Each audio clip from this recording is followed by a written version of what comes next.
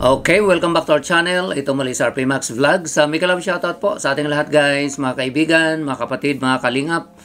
Isang mapagpalang araw po sa ating lahat. Good morning, good afternoon, good evening. Saan man po tayong sulok sa mundong ito, naway na sa mabuting kalagayan po ang lahat guys sa mga oras na ito. Mega love shoutout din po sa ating ama ng kalingap, Kuya Val Santos Matubang, Kalingap Rob, and Ate Edna Vlogs. Mga kasamahan kong reactors, mga kalinga partners, mga charity vloggers. Ayan, Ate Amy, na nandyan po ngayon sa Dait, Ruel of Malalag, and Richelle, at saka Kalingap Dan. Okay? At sa lahat po guys, mega love shoutout po sa inyong lahat. Okay? Ngayon po guys, meron po akong gustong bigyan ng komento. Okay, dito po sa live ni Dudong Ruel of Malalag kahapon po, no? Meron pong binanggit si Ate Amy. So bago po natin gawa ng komento guys, ito panoorin muna natin sandali itong maiksing video clip na ito. Okay? So ito po yun. Alam mo, may nag-bus doon ng katabi ko si Riat. Bigyan natin ng chance ang ibang tao. Gaya nung nangyari, di ba, na-terminate na sila Laurel. Forget about the past. Let them join. Kasi masabuti yung nasa loob ng Kalinga kasi sa labas ng Kalinga. Kasi para sa akin, pag ang kanilang purpose ng pagbabalik, alam naman si Kuya Bal ang decision niya, hindi naman tayo. At isa pa, respetuhin natin ang decision niya. Diba? Para sa akin, hindi ko okay lang sa akin. Kasi isa lang naman yun na bus, katabi daw yung hindi maganda yung sinabi. Pero para sa akin baliwala yun. Kasi para sa akin kung bumalik tapos maganda naman yung pakitungo sa akin, bakit ko magsasalita na masama sa isang tao, diba? So yun ang masasabi ko sa mga ganyan. Yung live ko kasi yun sa akin. Sa live mo kanina po? Oo. So pagsasabihan ko siya na huwag naman ganun. Ayun, so narinig po natin guys ang binanggit po ni Ate Amy. Dahil nga po sa live po niya guys kahapon, may mga bashing po, no? May mga nag-comment ng negative si Kanga. Doon nga po sa katabi niya po si Ria Olarte at saka si Lorne TV. Okay? So may mga nag-comment pa. Sabi nga, no? Baka Ate Amy, baka pwedeng wag mong i-focus ang camera kay Lorne TV.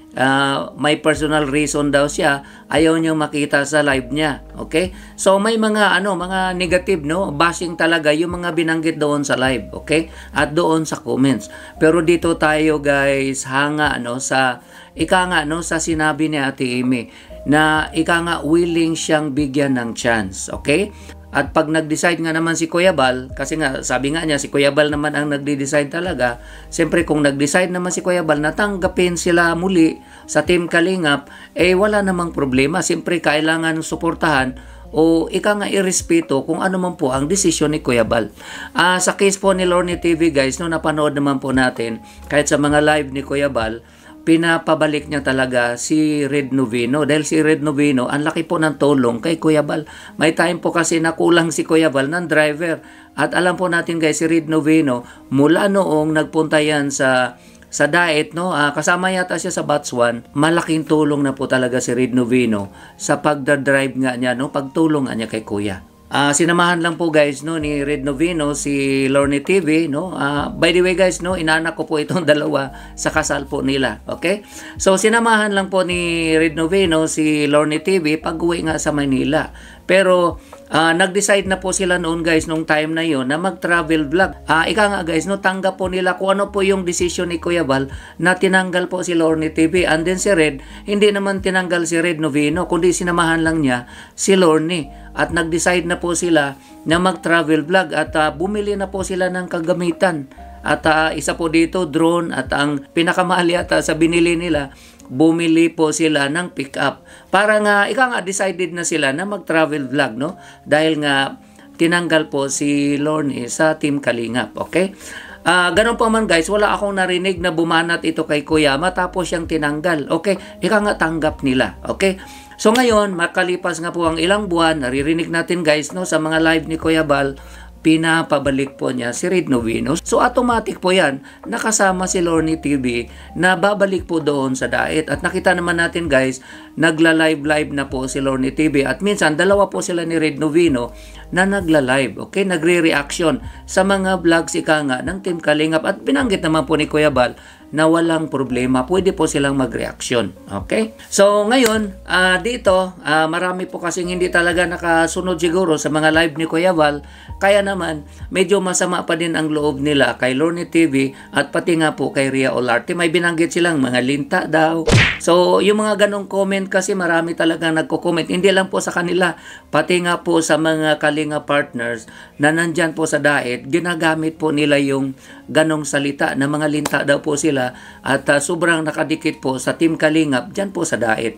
Pero real talk po yan guys at aminado naman po si Kuya Bal o si Kalinga Prab kahit si Ate Edna Vlogs na kapag ang mga Kalinga partners ay lumayo po talaga sa diet, humihina ang views. Okay? So naintindihan po natin kasi sila po guys mga full-time charity vloggers po yan sila, mga full-time vloggers. Ika nga, kung ano po yung kinikita nila sa pagba-vlog nila, pinang-aayuda nila at pinapakain din po sa pamilya nila. So imagine guys, kung ikaw ay full-time charity vloggers, full-time Kalinga partners, reactor ka man o nagcha-charity, pag mahina po yung views mo ay talagang mahirapan ka talaga.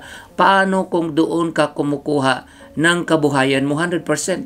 Eh di gutom na. Kaya nga po, naintindihan po ni Kuya Bal yan. Kaya nga po si Red Novino, pinabalik po ni Kuya Bal. So ngayon guys, first time po nagkita ni Ate Amy at saka si Lorne TV. At sabi nga po guys no, ni Ate Amy, maganda naman ang pakikitungo sa kanya. So hindi rin po niya, pangit naman po yung isnab niya na ang ganda naman po ng pakikitungo ng dalawa sa kanya. So tama po yun, give chance no, kasi mas maganda. Sabi nga po ni Ate Amy, mas maganda na nasa loob sila ng Kalingap kaysa sa labas. Ika nga mas makontrol o mas mapagsabihan mo po sila.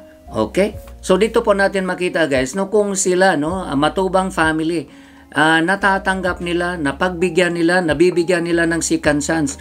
Eh dapat yung mga Kalingap supporters na medyo may masama ang loob, no, kay Lorne TV o kung kay sino man, eh dapat tanggapin nila, irespeto nila kung ano po ang desisyon ng founder at saka ng pamilya Matubang. Kapag tinanggap nila, eh di suportahan natin yung desisyon po ng pamilya Matubang. Okay?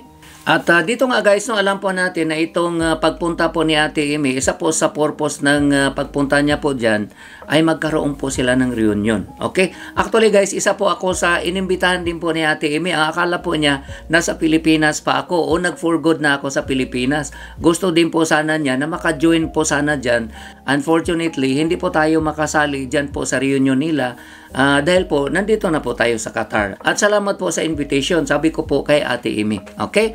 At dito guys, na makikita natin, nabanggit po ni Ate Amy, yung purpose kung bakit gusto niya magkaroon ng gathering dito nga po sa September 28 na reunion dahil hindi lang po ito family reunion. Kasama po dito ang mga supporters, mga Kalingap reactors o ika nga no, mga nagmamahal sa Team Kalingap na available. Sabi nga po, one Kalingap, one family. Bilang Kalingap supporter, sabi nga po ni Ate Amy, kasama na tayo sa pamilya Matubang. So dito natin makikita guys, ang kaibahan, ika nga, yung pakikitungo po nila sa mga supporters, no, mga reactors ng Team Kalingap, no, ibang level ika nga, no, kasi sabi ko nga po, no, sa mga nakapunta po ng diet, doon nyo po makita guys, iba po ang treatment nila. Dito lang po tayo makakita guys na ang lalaking subscribers pero down to earth pa din po sila. Kung pupunta ka doon, pagka isang sponsor ka, isang reactor ka, ang treatment sa'yo parang matagal ka na pong kaibigan, parang kamag-anak ka na po. So dito po tayo hanga guys. Sabi ko nga po, dito mo lang po ito maranasan sa Team Kalingap. Normal lang po yan guys, no, minsan sa grupo, lalo na po kung malaking grupo, na meron talaga minsan na bangayan, no, especially sa mga reactors. Minsan nagpapalitan po yan ng mga opinion at minsan medyo masakit pa na opinion. Pero naintindihan po natin yan dahil sa malaking grupo po talaga, siyempre magkaibang opinion, minsan may mga opinion na minsan natatouch din po yung ego nila. Kaya minsan rumiris back. Pero ganun pa man, kahit papaano, nakokontrol din naman po. Kasi po, pagka may panawagan na po si Kuya Val, si Kalinga Prab, siyempre yung mga reactors, sumusunod din naman po. Okay? Ang hindi lang sumusunod, siyempre yung mga nasa kabila, patuloy pa din po ang kanilang bakbak ika nga, no? Binabakbakan pa din po nila yung mga kalinga partners, mga kalinga reactors sa purpose po na gusto nila magkaroon ng views dahil alam po natin guys, kapag issue po talaga, pag nakipag-away ka nang nakipag-away, no? Sa mga kalinga reactors o lalo na po, no? Sa pamilya Matubang ay marami po talagang nanonood sa iyo. Pero time will come ay magsawa din po yan sila. Kasi nga, puro ka na lang away. Pag hindi away yung topic mo, wala kang viewers. So, totoo po yan, no? Binanggit po yan ni Kuya Val, no? Sa kanyang live. So, yun po guys, no? Ang ating komento. At sabi ko nga po, natutuwa po tayo dito. Hanga po tayo sa binanggit po ni Ate Amy na bibigyan ng chance yung mga bumabalik sa Team Kalingap dahil in the first place si Kuya Val po ang nagde-decide at mas maganda na din po yung nasa loob sila kaysa nasa labas, okay? At sabi nga po niya, uulitin ko lang po, sabi nga po niya kung maganda naman ang pakikitungo sa akin o sa kanya, bakit niya hindi suklian? Okay, so napakaganda naman po. At alam naman po natin guys, no, napaliwanag na po ni Lorne TV yung kanyang side kung bakit nga po nagkaroon ng problema, bakit po nagkaroon ng issue. At nakikita natin guys, no, yung kanyang sincerity at yung kanyang support ika nga, no, kay Kuya Val, kay Kalinga pa Rab at kay Ate Edna Vlogs ay nadoon pa din po. Okay? So yun lang po guys ang ating konting reaction sa araw na ito. Maraming salamat po, no, sa mga nanonood po ng mga videos namin, pag-comments, pag-likes, pag-shares, at lalong-lalo na po, no, sa hindi pag-skip ng ads. Ay maraming salamat po sa inyo. Sa mga silent viewers ay maraming salamat. Sa aking mga sponsors, no, mga nag-sponsor sa akin, sa aking mga pag-charity, pag nasa bakasyon, ay maraming salamat. Actually guys, yung mga beneficiaries ko, kahit nandito ako sa labas, patuloy pa din po na sinusuplayan ko po sila ng gamot, no, dahil pagka mga problema po talaga sa pag-iisip ay tuloy-tuloy po ang gamot. And by the way, no, wag po kayong mag-alala guys, no, kung mababa man yung mga views natin dahil nga po medyo na sa pagkaintindi ko po kasi guys, pagka mga live streamers talaga, yun po talaga ang mga problema.